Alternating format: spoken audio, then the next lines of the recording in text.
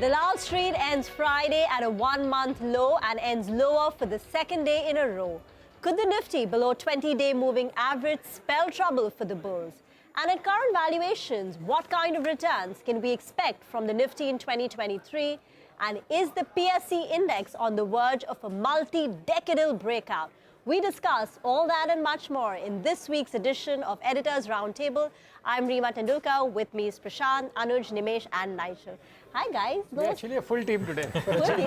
Yeah, I missed out the last, couple of things, yeah. couple of episodes, but good to be back. And the market's not looking good, of course. No Santa Claus rally. Yeah, and especially the last couple of days, I think were brutal. Friday was brutal. I think Thursday the market preempted a lot of Friday decline. But Friday, the market attempted two rallies. Both were sold into. I think the message is loud and clear. And even in the US, I think the market got a bit cocky about what Jeremy Powell was about to say and how the market reacted to that. And next day, I think it had a bit of a reality check. Okay, so before we get chatting about the markets, quickly, the prediction for the FIFA World Cup I thought final. we were keeping it for the end, but Argentina. I have said France 5-1. 5-1. France 5-1. I have said France 5-1. You know, when you make a prediction, make it as outlandish as it can be. And bold. Argentina. What about you? Argentina? Argentina. I think France. I mean, I would want... So we are 2-2 now. Nigel, you're the... No, based on form, it has to be France, so I'm going with France. No. But Okay. heart is with Argentina, so I'm going with France. Okay, so 3-2 basically. Let's see. But in how the it goes. heart for most people would be with Argentina. Argentina. I mean, great South American football, so we'll see. Anuj, but the market is not looking all that great, right? No, And it's this not. 20-day moving average we've been talking about. It's not. And actually, you know what? It's decisively broken the 20-day moving average. Yesterday, it looked like maybe you want to still give it one more day. Yeah. But I think today, the way it just effortlessly broke that and the two rallies were sold into, anecdotally, what happens is the break of 20-day moving average leads to a sharp fall.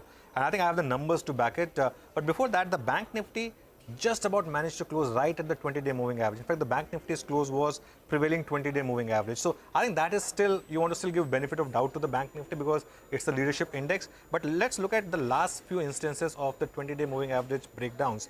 And most of this, I'm looking at this year only. Starting with January, on January 21, the Nifty broke the 20-day moving average. And after that, it had a 7.8% decline over a 2-month period. After that, we reclaimed that. And then in April, we had, on April 18th, another 20-day moving average breach. And guess what? This time also, the market fell 7.8%, the Nifty that is.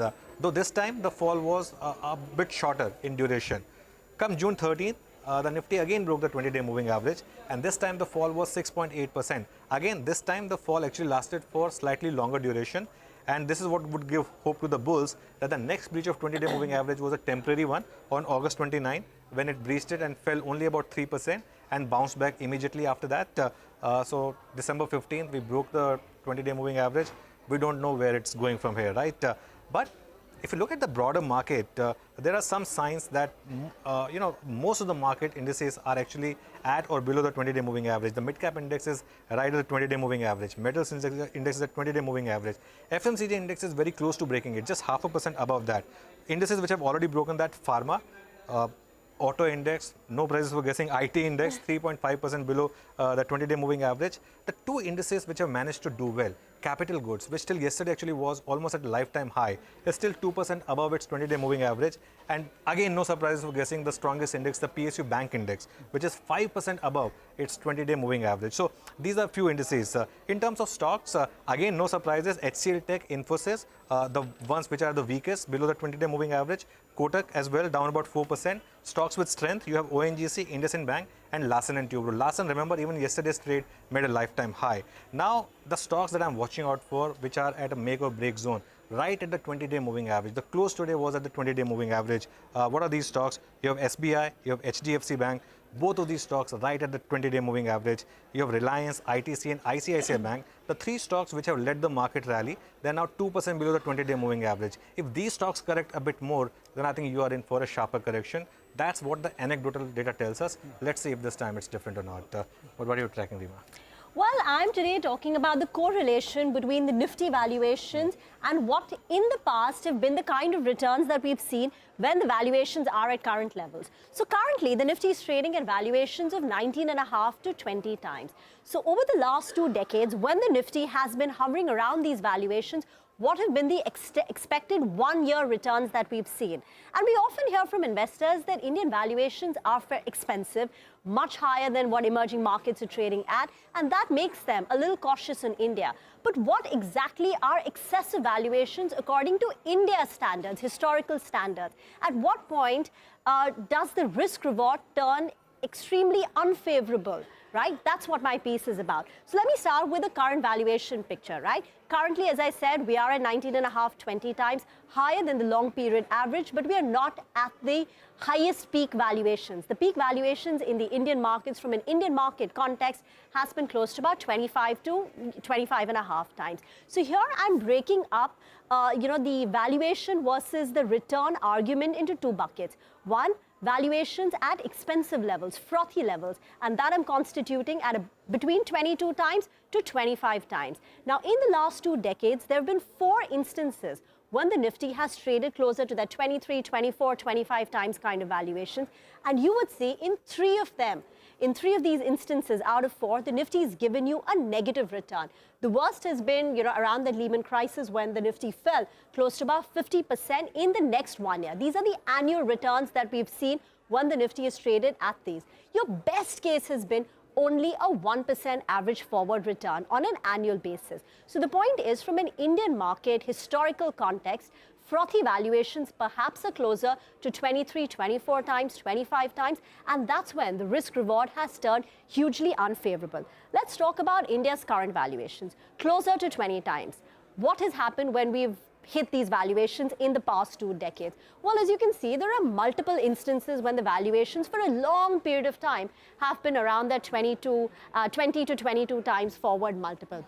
More often than not, you've got positive returns. But the extent of positive returns has been fairly moderate. Your best case has been low teens kind of returns, and on an average, you would have got, a mid-single digit kind of return. So the bottom line is that perhaps as we set to enter 2023, we are trading at valuations which are higher than a long period average, not excessive by historical standards, but maybe 2023 may not turn out to be a year where you get supernormal, returns. It could be a year where you get moderate returns, and that's what history tells us. Which then brings us to the next point that we're going to be talking about on Editor's Roundtable. If 2023 indeed has moderate returns, is it time to look outside of the equity markets, perhaps at debt? And Prashant, you've got some interesting analysis there. We told our viewers about the problem, which is high valuations, 20-day moving average, etc. Let's tell them the solution also. And the solution perhaps is fixed income. This is according to S. Narain, CIO of ICICI Pru. Listen in, it's a 30-second bite, and then we'll come back and present some data. If you look at the last month, what we saw was that debt index fund have received huge inflows, and that's something which possibly as a product didn't exist 2 years back. So I think clearly we are seeing a situation that people will consider debt and SIP, both, and that will be the change which we will see in 2023. I think the big call will be that inflation will become much smaller as an issue in 2023. And therefore, we are in a situation where multi-assets become very interesting, that you consider all the asset classes. They say, hope for the best, but prepare for the worst, right? And the way to prepare for perhaps things not going as well as they have in 21 is fixed income. That's a solution you heard from S. Narain, CIO of ICICI Pru. Now, our audience is very attuned to, investing in equities because we've lived through this TINA kind of environment, right? There is no alternative except equities.